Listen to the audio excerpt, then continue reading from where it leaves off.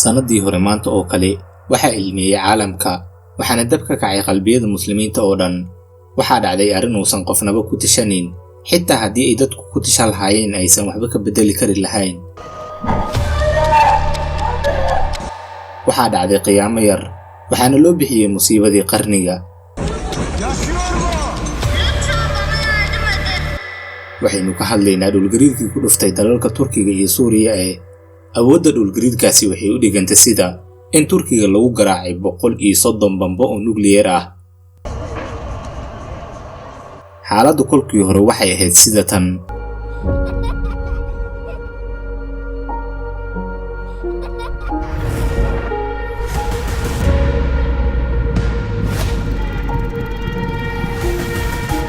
waxayna isku bedeshay sida tan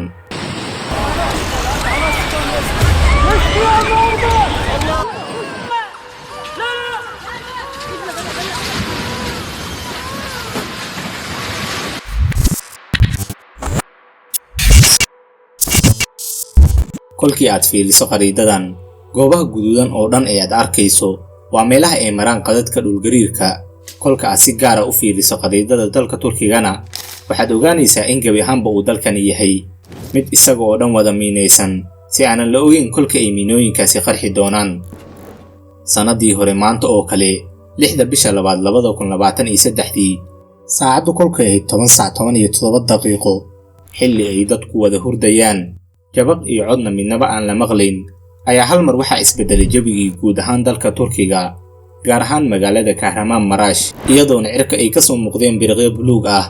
durbadiina waxaa qayliyay dugaagii iyo eeyihii waxaana bilowday ilbiriqsiyadihii ugu murugada badnaa dalka Turkiga waxaa gilgilay dhismayaashii magaalada oo dhan waxaana dhacay dhulgariir awoodiisu ahaa 7.7 qoto dheeridiisa dhuleedna lagu qiyaasay 8.6 kiiloomitir waxuuna socday 66 ilbiriqsi oo kaliya si khasaarihii ka dhashay ayaa ahaa mid socon doona abid magaaladii ifaysay kana mid ahayd magaalooyinka ugu horumarsan dalka Turkiga waxay noqotay mugdi maadaama dadkii ifinayay ay ku duugmeen hoosteeda maalinta gabi ahaanba dalka Turkiga waxaa lala soo kacay fajac iyo makaag waxaa bilowday maalmo murugo cabsi iyo argagax badan military debdemis dhaqaatiir maamulayaal iyo wariyaalba waxay ku kala heen goobtii iyadoona afarta dhinac ee dalka la isaga soo baxay si gargaar loogu fidiyo dadkii ku waxyeeloobay dhulgariirka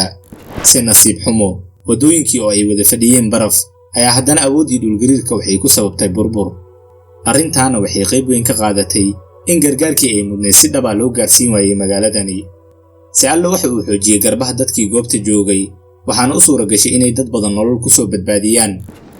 waxayna dhaqaatiirtu daweyn afku u qabanayeen dadkii ceentay halka kuwa liitana loola ordayay isbitaalada waaweyn xilligii uu dhacay dhulgariirkii koowaad 9 saac kadib koorsheegtada kulkay ahayd 7:24 daqiiqo waxaa isla magaaladii ku dhuftay dhulgariir labaad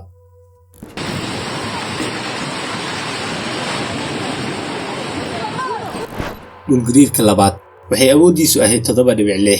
qoto dheeridiisa dhuleedna waxaa lagu qiyaasay 7 kiiloomitir waxuuna socday 45 ilbiriqsi waxaana yaabkii hore ku darsamay yaab kale oo arrinku waxa uu noqday mugdiyo lagu daboolay mugdiyo waxayna qayla dhaantii gaartay tookadani dunida dacaladeeda maadaama muuqaaladii kolka la duuba lagu baahiyay baraha bulshada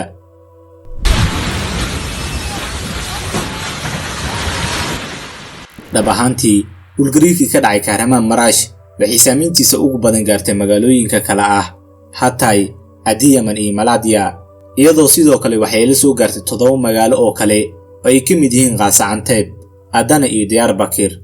kolkii laga yimaaday in dhulgariirka laga dareemay waqooyiga iyo galbeedka dalka Turkiga haddana wax uu gaaray dalka Suuriya iyadoona sidoo kale laga dareemay Qubrus, Lubnaan, Ciraaq ilaa iyo Iiraan dhulgariirkii sababtiisa waxaa dab ka kacay dekada Iskandarun oo ka mid ah dekadaha ugu waaweyn dalka Turkiga si loo damiyana waxaa la isticmaalay helikobtaro iyo gawaarida dabdamiska iyadoona 30 saacadood lagu damiyay ololkii dabka inkastoo daminta dhimbilihii ku jira konteenarada ay socotay ilaa 8 maalmood waxaana dabkii dambas ka dhigay 700 oo konteenar oo wada buuxday.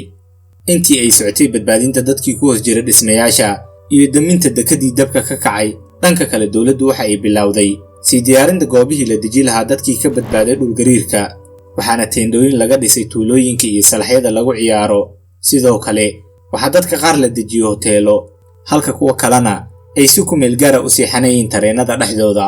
waxaa lacag la'aan laga dhigay duulimaadkii 11 magaalo si ay dadku u aadaan eheladooda degan gobollada kale. isla maalinta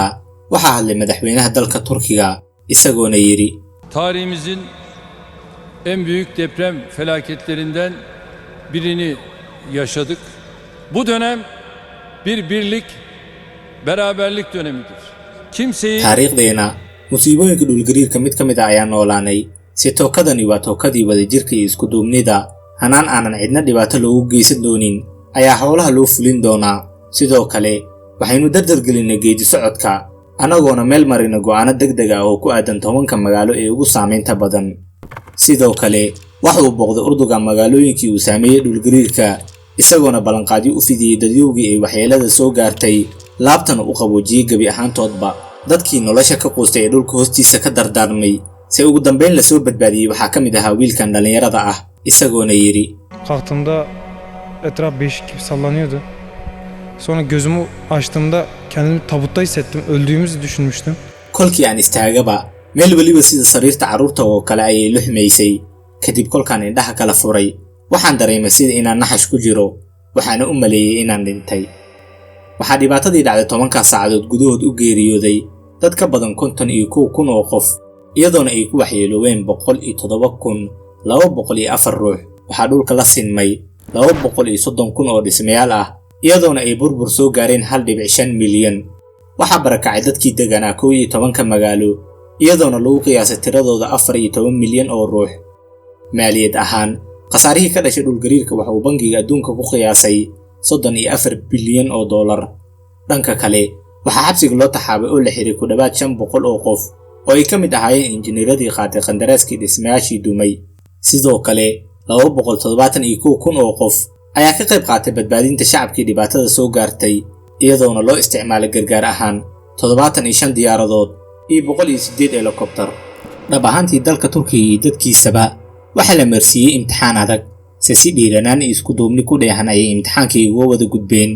dhismayaashiina dib ayaa loo taagay, inkastoo aanan weli la damanin dabkii ka shidmay qalbiyadii dadkii ehelkooda ku waayay dhulgariirka.